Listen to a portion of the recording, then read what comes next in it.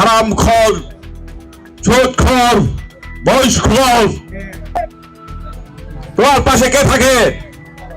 সাংঘাতিক একটা লোক থাকে, যার অবস্থান, যার বাবা মাকে সে নিজে হাতে মারছে।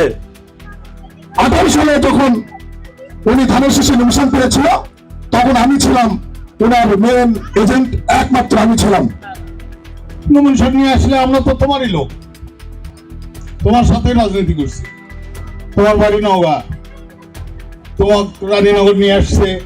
এই যাদের নাম বললো, আপনাদের পাড়ারও একজন আছে। বাড়াবাড়ি কথাবার্তা বলবেন না, দয়া করে।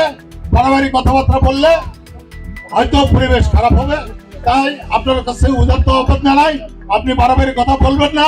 প্রশাসনের কাছে বলি, প্রশাসনের উদ্দেশ্যে বলতে চাই যে প্রশাসন অন্তপক্ষে আমাদের বক্তব্যগুলো আপনি ওয়াজ করেন, তার বক্তব্যগুলো ওয়াজ করেন। কে উস্কানিমূলক বক্তব্য দিচ্ছে? যদি কোনো গন্ডগোল হয়, এই উস্কানিদাতা কে, তার বিরুদ্ধে আপনারা ব্যবস্থা নেবেন। এই কথা বলে আমি আমার বক্তব্য শেষ করছি।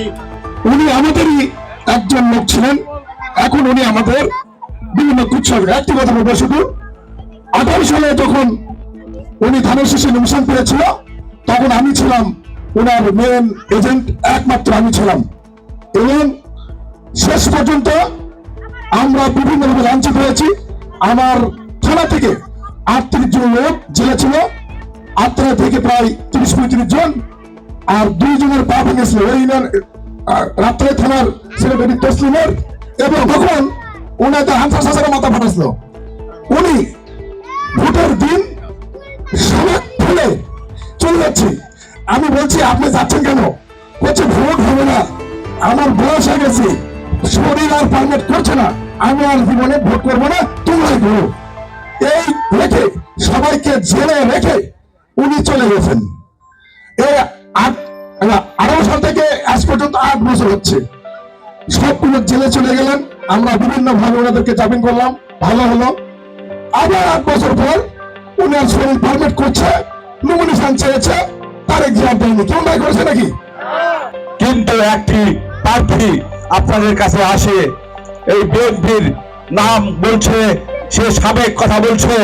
ওরা সময় এই আপনাদের গ্রামের যে 2 জনের নাম রবি ভাই বলেছেন, শমশের ভাই এবং নিজাম স্যার, তাদের বিভিন্ন ভাবে সে অপমানিত করেছেন। কিভাবে তারা 15 বছর আমাদের উপরে যে নির্যাতন করেছেন, যেভাবে আমাদের গালিগালাজ করেছেন, এখনো তার মুখ থেকে ওই গালিগালাজ আপনারা শুনছেন। ভাই আমার, উনি ভালো কথা বলতে জানে না। পরে কে গালায়?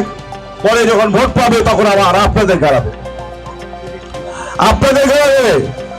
ওনার মুখ দেখছেন, হারামখোর, সুদখোর, বয়স্কর। মানে আরে বাবা, তোমার পাশে কে থাকে? সবার নেতা থাকে।